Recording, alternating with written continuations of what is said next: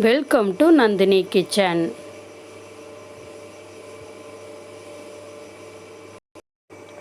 இன்றைக்கி நம்ம கோதுமை மாவு பிஸ்கட் எப்படி செய்கிறது அப்படிங்கிறத நம்ம பார்க்க போகிறோங்க. நிறைய பேருக்கு பார்த்திங்க அப்படின்னா சுகர் கம்ப்ளைண்ட் இருக்கிறதுனால கோதுமை பன்னு இந்த மாதிரி தான் சாப்பிடுவாங்க. அதுலேயே நம்ம கோதுமை பிஸ்கட் எப்படி செய்கிறதுங்கிறதான் பார்க்க போகிறோம். இப்போ இதில் ஒவ்வொன்றா நம்ம எப்படி இதுக்கு தேவையான பொருட்கள்னு தெரிஞ்சுக்கலாம். மைதா மாவு 1 கப்பு, கோதுமை மாவு 1 கப்பு, நெய் 3/4 கப்பு. நெய் நீங்கள் அதிகமாக யூஸ் பண்ண மாட்டிங்கன்னா ஒரு 3 டேபிள் ஸ்பூனு அந்த மாதிரி எடுத்துக்கிட்டால் போதும். சர்க்கரை இருக்குது இல்லைங்களா, அந்த சர்க்கரையை மிக்சியில் போட்டு நல்லா பொடியாக செஞ்சது சர்க்கரை பொடி 1 கப்பு. நீங்கள் மாவு எவ்வளோ எடுக்கிறீங்களோ அந்த அளவுக்கு எடுத்துக்கோங்க.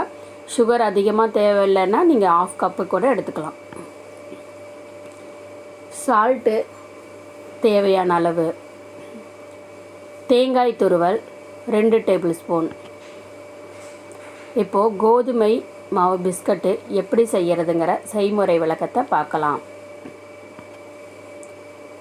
மைதா மாவு, கோதுமை மாவு, நெய், சர்க்கரை, உப்பு, தேங்காய், இது எல்லாத்தையும் ஒன்றா இந்த மாதிரி சப்பாத்தி மாவு பதத்துக்கு பிசைஞ்சு இதை நம்ம சப்பாத்தி தட்டுற மாதிரி கொஞ்சம் மொத்தமாக இந்த மாதிரி தேய்ச்சிருங்க.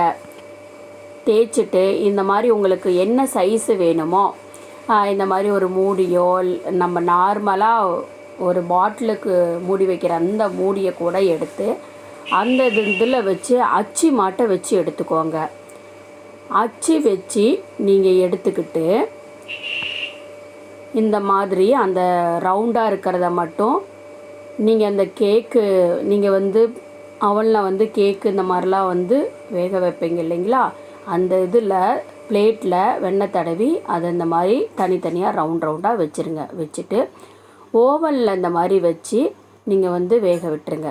வேக வச்சு எடுத்துட்டிங்கன்னா சுவையான ஒரு கோதுமை மாவு பிஸ்கட் ரெடி ஆகிடுச்சு. இதே மாதிரி நீங்களும் சமைச்சு சாப்பிட்டு பார்த்துட்டு இதோட ஃபீட்பேக்கை தெரியப்படுத்துங்க. தேங்க்ஸ் ஃபார் வாட்சிங்.